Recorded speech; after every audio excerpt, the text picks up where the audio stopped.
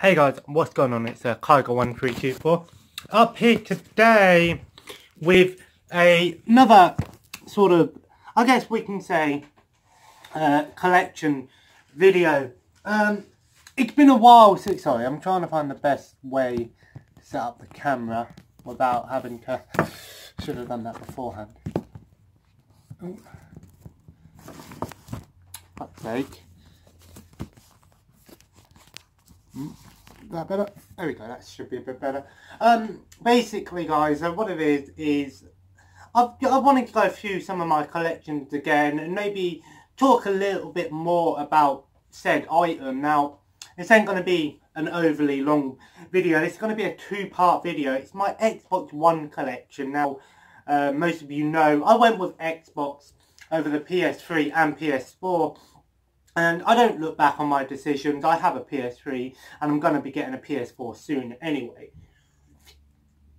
But that being said, there's a bunch of great games on the Xbox One now. I don't get a lot of physical Xbox One games. I've only got about 20 plus games here to show off in the first part. The rest are digital, and that's just because it's so much easier to have your games digital on a modern system where, you know, your game's all there, because you install it anyway, whereas if you didn't need to install the game, then yeah, a physical version wouldn't be a bad idea. But because you need to install the game, digital and physical, you know, say what you want, but we're going to go straight into it. I'm going to talk a little bit about the games and then go from there. So up first, we have Torment, Tides of Numeria, and this actually came with the bonus map, and it also included a soundtrack CD and some DLC and a guide which you have to look up on their website. Now, I got this game yesterday, so I can't really say much about it. Haven't played it yet, but from looking up online, I did a little bit of research on it. It's a very 90s RPG. So if you're a fan of the 90s role-playing games on PC, very heavy text-based game I hear, but massive game apparently, and it's actually a sort of sequel remake of Planescape on the PC, which I assumed it was an old PC game, but yeah.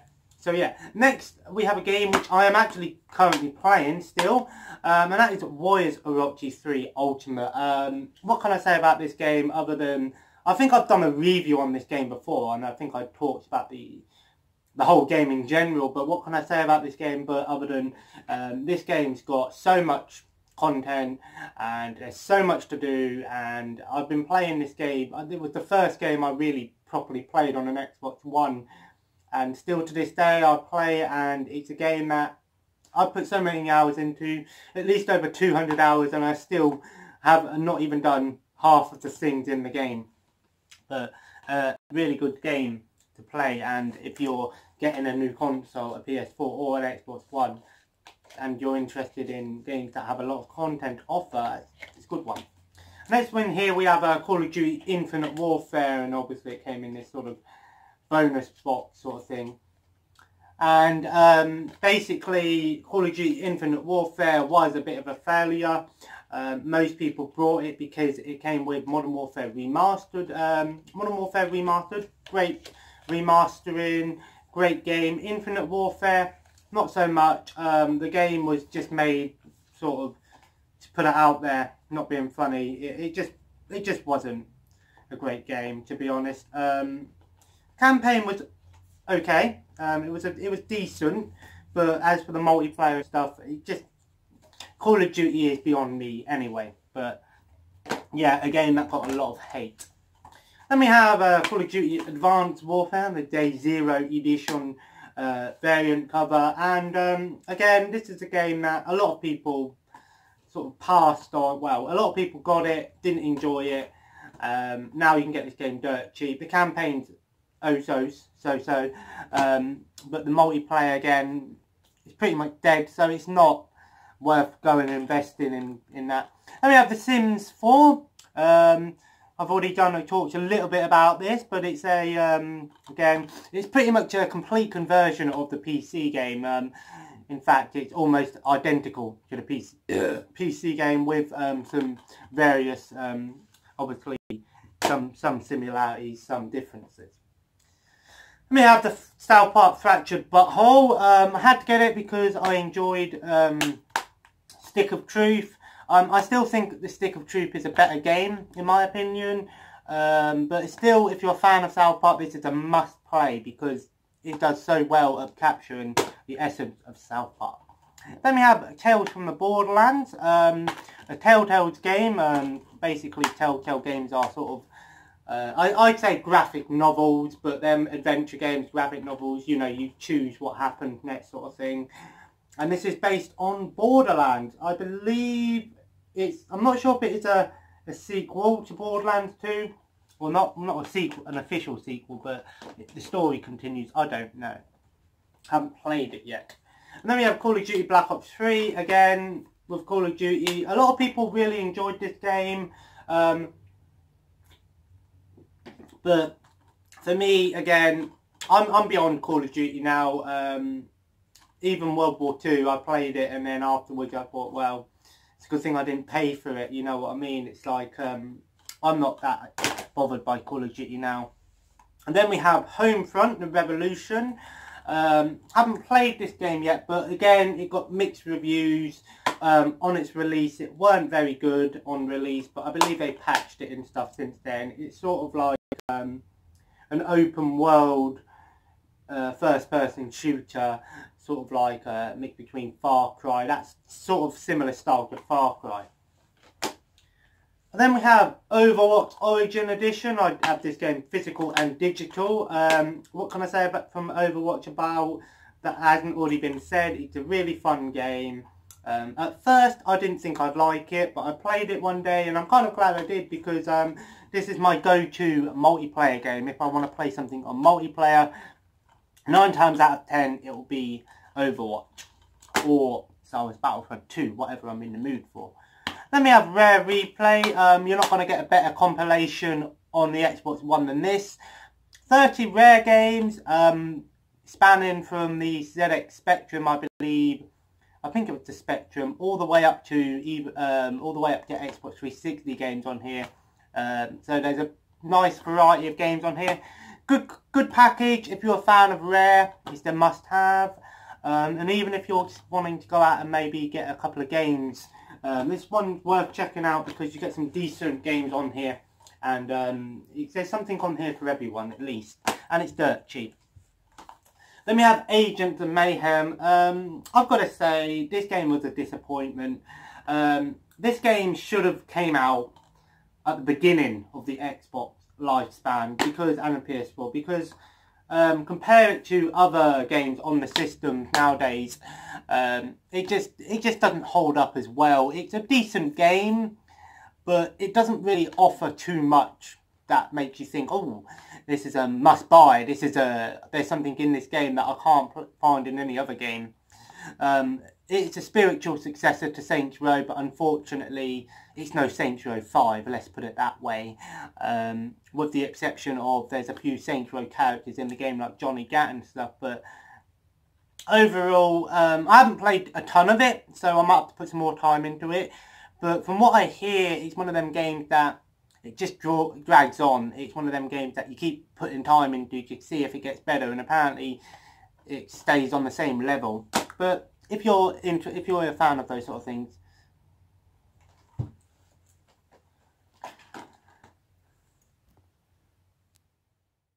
got a phone call there. Sorry guys, I'm gonna have to edit that in together. Oh well, never mind. But yeah, Agents of Mayhem, again I think should have been better. And then we have Fallout 4. Kind of annoyed with this game now because they've released the Game of the Year edition, which I should have really got. I played this game through. I haven't done everything in the game, obviously, but I believe I finished mainly the main storyline at least.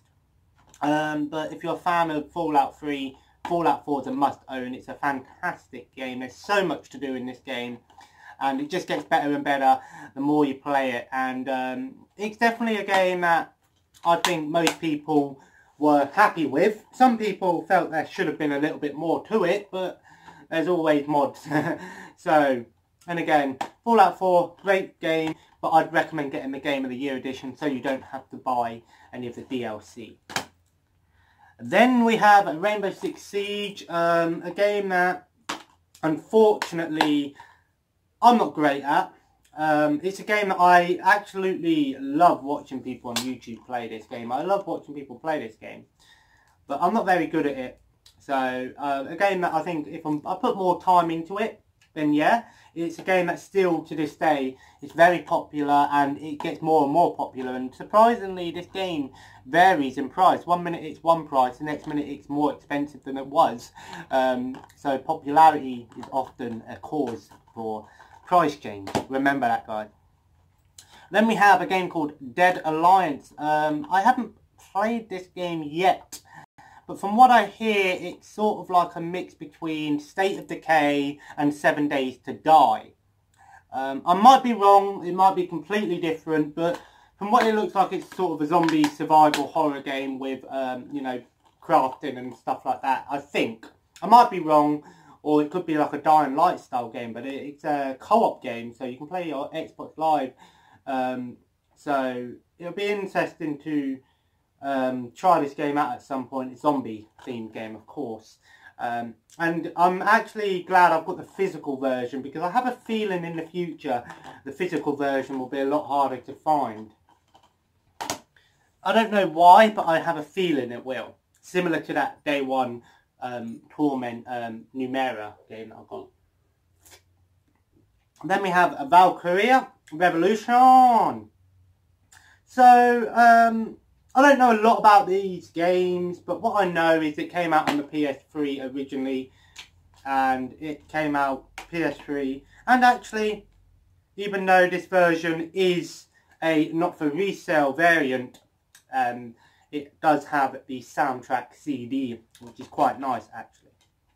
So I didn't even know that. This isn't technically my game. I brought this for Heather for Christmas, along with the Stick of Truth, because she wanted the physical version of the Stick of Truth, just because she couldn't play the digital version.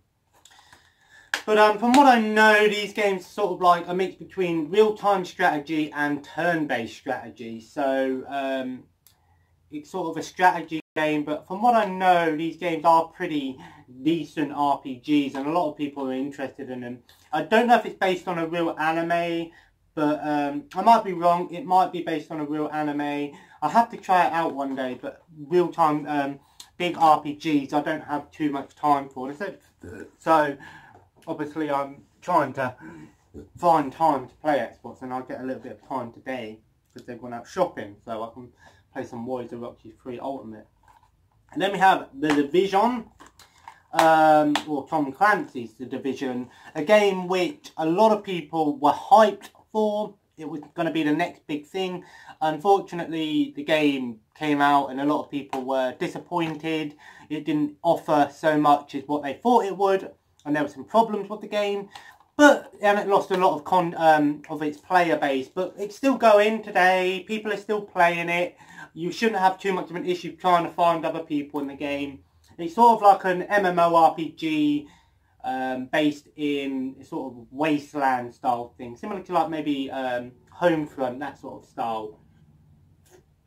But the biggest complaint I hear about this game is you shoot people in the head like 30 times with an assault rifle, and they survive, but they hit you once with a baseball bat and you die, which is kind of weird, which is why I think RPG, if you're going to have arcade RPG like damage systems, I think they should stick to fantasy games, not modern like Modern Warfare style games. It just doesn't seem right when you're shooting normal people in clothes in the head and stuff and they don't die, whereas, you know, in fantasy realm games and you're hitting people with swords and magic, you know, these are strong warriors or monsters, so it makes sense that they wouldn't go down in the first hit.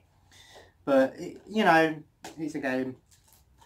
Then we have City Skyline, Xbox One edition. Kind of annoyed because they brought this out on the PS4. This was an exclusive at one point, and then they brought it out on the PS4.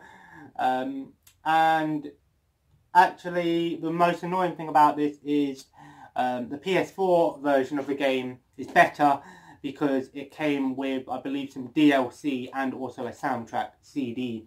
Not that soundtracks really bother me. I do like to get my bonus content with my games, so which is why I do still try and get physical copies of games, especially modern games, because when you get a soundtrack CD and some bonus content, it's always nice, whereas the older days you would get that quite often. Nowadays it's more of a rarity.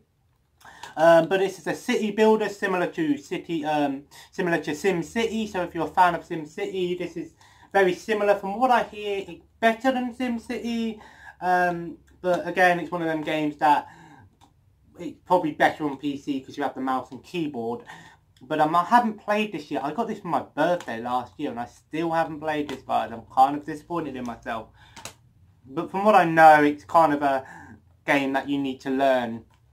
So don't go in there expecting it to be the best game ever until you actually learn how it works and put some time into it. Then we have Titanfall 2. I haven't played this yet, but this was again Heather's.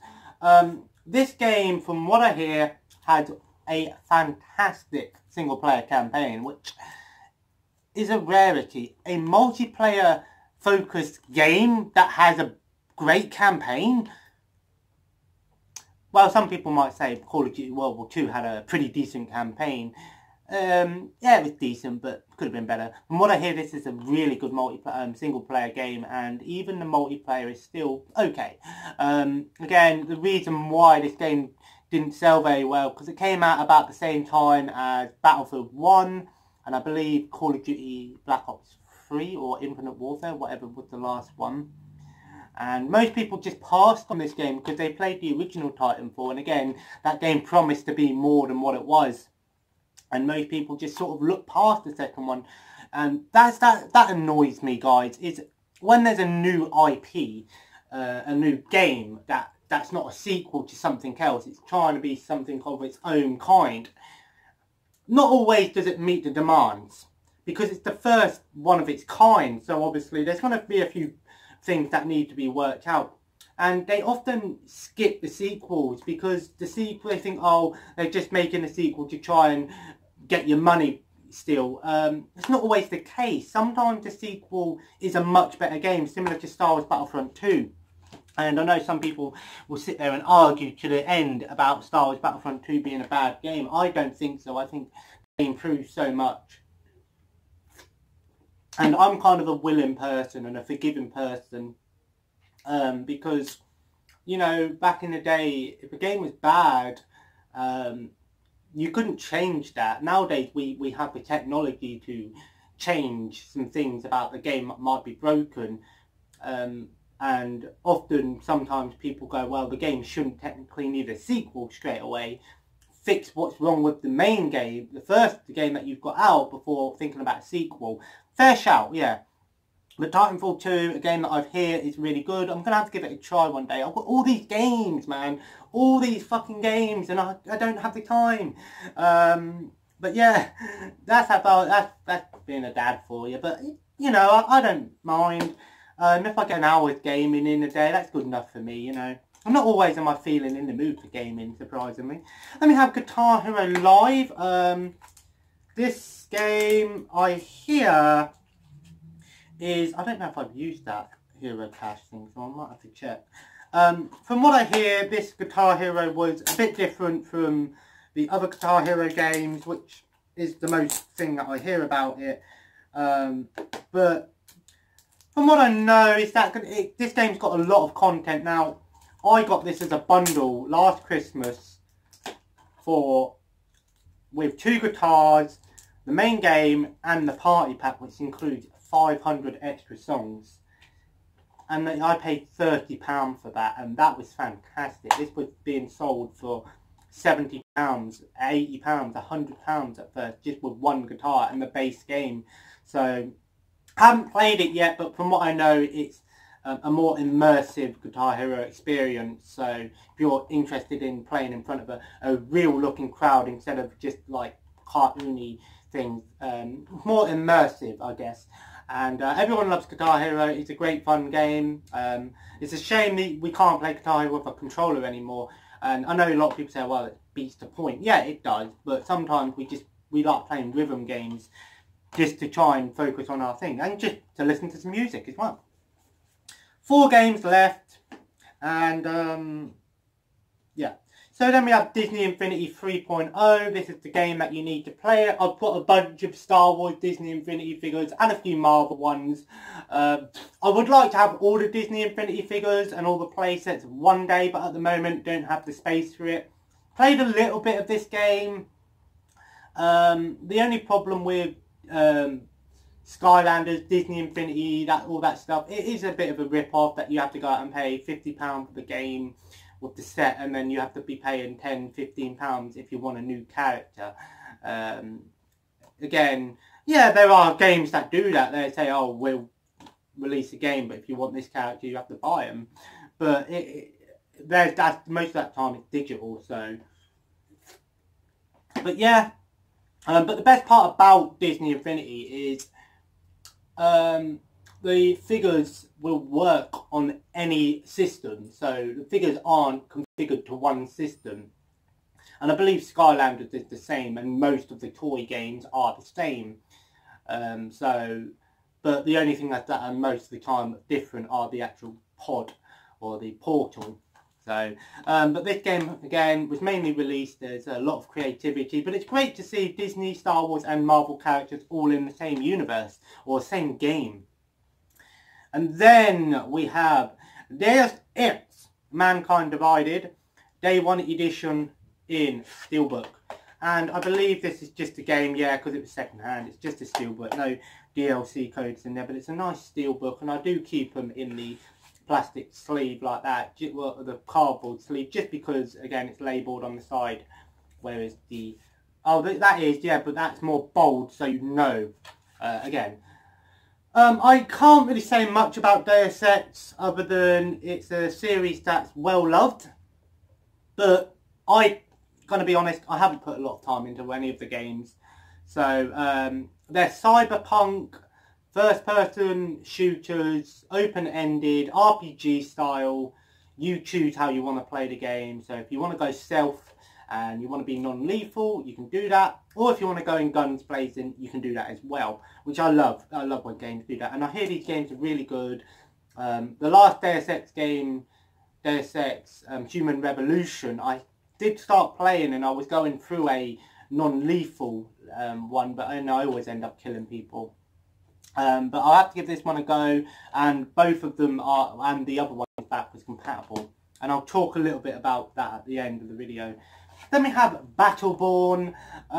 What can I say about Battleborn other than potential? This game had potential of being the next big game.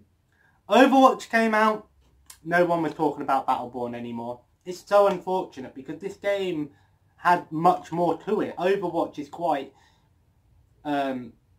simplified on what it has. It's just multiplayer. It's just against each other. Sometimes they throw in the odd event here, new costumes. This game was more focused on teamwork, characters having their own, like, leveling up and stuff like that. This game had a campaign which can be played with multiplayer. This, again, unfortunately, the servers are still running, but it's dead, unfortunately. So if you can get a few friends to play with, yeah, I recommend it because it's quite fun.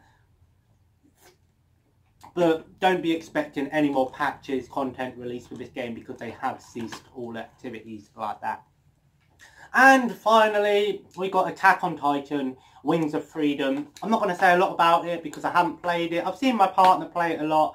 I've nearly watched all of Season 1 of Attack on Titan. I only really watch anime if she puts it on, or if I'm in the sort of mood to watch anime. Attack on Titan, yeah, it's a pretty good anime. I'll give it its due. It's pretty good, but I'm not that big of a fan, if you know what I mean. I like watching it, but at the same time, I'm not like, oh my god, there's an Attack on Titan game, I have to get it, oh my god. No, I'm not like that. I'm just like, oh, okay, that's cool. But from what I know, if you like Warriors games, yeah, technically it's a Warriors game, even though it don't say that. Both made by Koei Tecmo and Amiga Force, so be expecting a lot of doing the same thing over and over again. But from what I know, fans of the game universe enjoy the game because it follows the anime quite well. But if you're just an avid gamer or an avid fan, it's not one for you, unless you like those sort of repetitive games. So yeah, so that's been part 1 of my Xbox One collection, physical games. And that's not including all of the Xbox 360 games that are backwards compatible. So the Xbox One will play Xbox One games, Xbox 360, and even some Xbox Classic games now, which is great. I've already talked about this before, but I just like to re-mention it. And if you're wondering why am I doing some collection videos again, mainly because if you're new to the channel and you want to know what games I've got now, you know, and you don't want to say for example you're new to the channel, you want to know what games I've got, but you don't want to watch my old collection videos, or you don't want to watch all the pickups videos to be updated. This is just a complete video that's going to be showing off all the games that I've got, all the DVDs, all of that in one videos. Well, it will have to be parts for some collections. Again, like I said, mainly because the digital collection I have to have my capture card in. But anyway guys, so this has been part 1 of the Xbox One collection. I'm alright for Xbox One games at the moment. I've only got 20 or so here, but on the digital front I've got a good nearly 400 games, and that is including the Game Pass and also EA Access as well. And I probably won't show all the Game Pass games or nothing like that in my next video. I'll just show the games that I actually have or ready to install, not Game Pass or EA Access, which is subscription based. But anyway guys, if you enjoyed the video, feel free to leave a like, and of course feel free to comment below. Let me know what you think of physical Xbox One games. Do you think Xbox One's a good console? Are you a PS4 guy? And if you are a PS4 guy, what PS4 games should I actually get? I want to get PS4 soon, so I want your recommendations of what PS4 games are worth buying, because I'd like to have physical ones mainly because if I'm gonna, until I get a hard drive for my PS4, well, we'll see. Anyway guys, and of course feel free to subscribe if you haven't already. And of course guys, have a nice day, and I'll see you in the next video. Take care and bye bye.